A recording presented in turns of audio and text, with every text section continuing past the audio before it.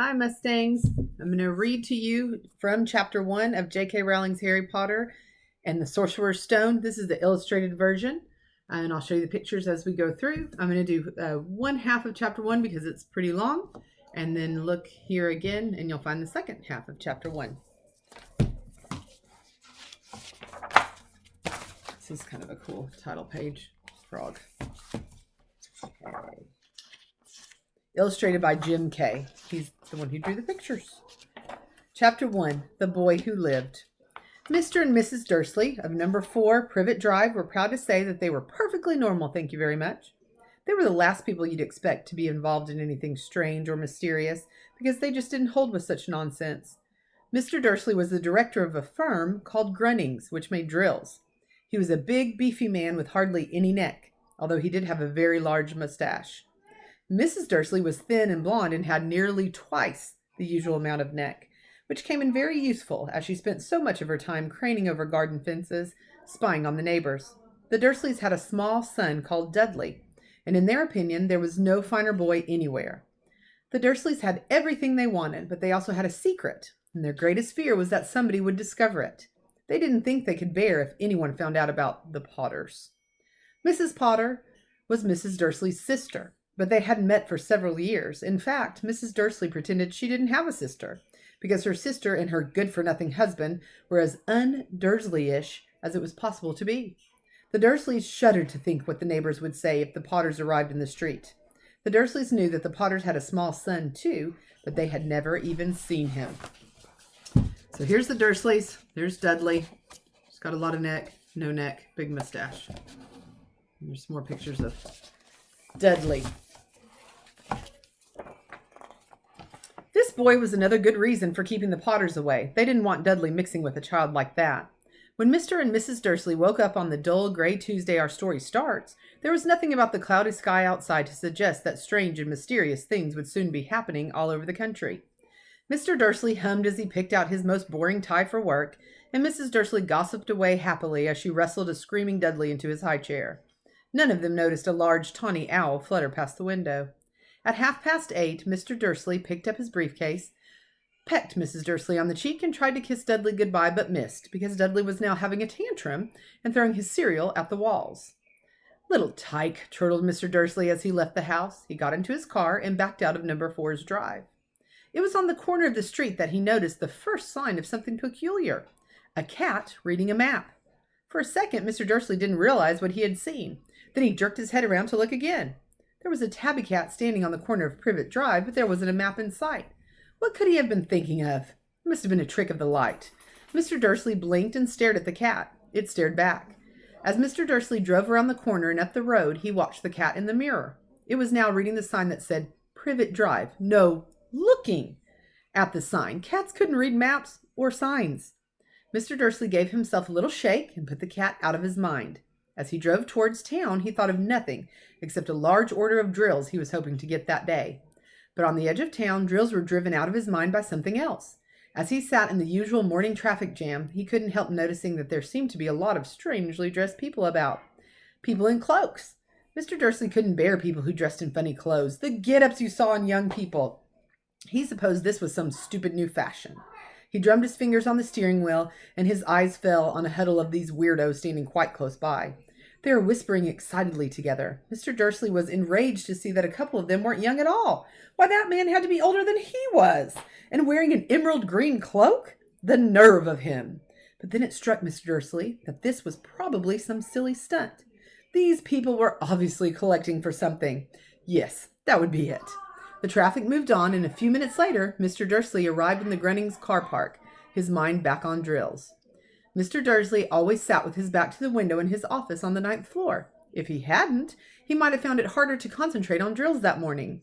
He didn't see the owl swooping past in broad daylight, though people down in the street did. They pointed and gazed open-mouthed as owl after owl sped overhead. Most of them had never seen an owl even at night time. Mr. Dursley, however, had a perfectly normal owl-free morning. He yelled at 5 different people, he made several important telephone calls, and shouted a bit more. He was in a very good mood until lunchtime, when he thought he'd stretch his legs and walk across the road to buy himself a bun from the baker's opposite. He'd forgotten all about the people in cloaks until he passed a group of them next to the baker's. He eyed them angrily as he passed. He didn't know why, but they made him uneasy. This lot were whispering excitedly, too, and he couldn't see a single collecting tin. It was on his way back past them, clutching a large doughnut in a bag, that he caught a few words of what they were saying. The Potters. That's right. That's what I heard. Yes, their son Harry. Mr. Dursley stopped dead. There's the cat reading the map, which we know cats can't do, and there's a blackbird down there. Fear flooded him. He looked back at the whispers as if he wanted to say something to them, but thought better of it. He dashed back across the road, hurried up to his office, snapped at his secretary not to disturb him, seized his telephone, and had almost finished dialing his home number when he changed his mind. He put the receiver back down and stroked his mustache, thinking, no, he was being stupid. Potter wasn't such an unusual name. He was sure there were lots of people called Potter who had a son called Harry. Come to think of it, he wasn't even sure his nephew was called Harry. He'd never even seen the boy. It might have been Harvey or Harold. There was no point in worrying Mrs. Dursley. She always got so upset at any mention of her sister. He didn't blame her if he'd had a sister like that. But all the same, those people in cloaks. He found it a lot harder to concentrate on drills that afternoon, and when he left the building at 5 o'clock, he was still so worried that he walked straight into someone just outside the door. Sorry, he grunted, as the tiny old man stumbled and almost fell. It was a few seconds before Mr. Dursley realized that the man was wearing a violet cloak. He didn't seem at all upset at being almost knocked to the ground.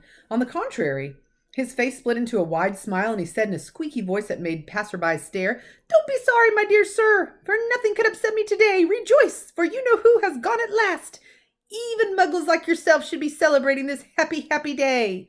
And the old man hugged Mr. Dursley around the middle and walked off. Mr. Dursley stood rooted to the spot. He had been hugged by a complete stranger. He also thought that he'd been called a muggle, whatever that was. He was rattled. He hurried to his car and set off home, hoping he was imagining things, which he had never hoped before because he didn't approve of imagination. As he pulled into the driveway of number 4, the first thing he saw, and it didn't improve his mood, was the tabby cat he'd spotted that morning. It was now sitting on his garden wall. He was sure it was the same one. It had the same markings around its eyes. "Shoo!" said Mr. Dursley loudly. The cat didn't move. It just gave him a stern look. Was this normal cat behavior? Mr. Dursley wondered. Trying to pull himself together, he let himself into the house. He was still determined not to mention anything to his wife. Mrs. Dursley had had a nice, normal day. She told him over dinner all about Mrs. Next Door's problems with her daughter and how Dudley had learnt a new word, shan't. Mr. Dursley tried to act normally. When Dudley had been put to bed, he went into the living room in time to catch the last report on the evening news. And finally, birdwatchers everywhere have reported that the nation's owls have been behaving very unusually today. Although owls normally hunt at night and are hardly ever seen in daylight, there have been hundreds of sightings of these birds flying in every direction since sunrise. Experts are unable to explain why the owls have suddenly changed their sleeping pattern. The newsreader allowed himself a grin. Most mysterious, and now over to Jim McGuffin with the weather. Going to be any more showers of owls tonight, Jim? Well, Ted, said the weatherman, I don't know about that, but it's not only the owls that have been acting oddly today. Viewers as far apart as Kent, Yorkshire, and Dundee have been phoning in to tell me that instead of the rain I promised yesterday, they've had a downpour of shooting stars. Perhaps people have been celebrating bonfire night early. It's not until next week, folks, but I can promise a wet night tonight. Here's one of those owls that are acting strangely and out in the day when they're nocturnal. Mr. Dursley sat frozen in his armchair. Shooting stars all over Britain? Owls flying by daylight? Mysterious people in cloaks all over the place? And a whisper about the Potters. Mrs. Dursley came into the living room carrying 2 cups of tea. It was no good. He'd have to say something to her. He cleared his throat nervously. Petunia, dear, you haven't heard from your sister lately, have you? As he had expected, Mrs. Dursley looked shocked and angry. After all, they normally pretended she didn't have a sister. No, she said sharply. Why? Funny stuff on the news, Mr. Dursley mumbled. Owls, shooting stars, and there were a lot of funny-looking people in town today. So? Snapped Mrs. Dursley. Well, I just thought maybe it was something to do with, her lot. Mrs. Dursley sipped her tea through pursed lips. Mr. Dursley wondered whether he dared tell her he'd heard the name Potter. He decided he didn't dare. Instead, he said as casually as he could, Their son. He'd be about Dudley's age now, wouldn't he? I suppose so, said Mrs. Dursley stiffly. "What's his name again? Howard, isn't it?"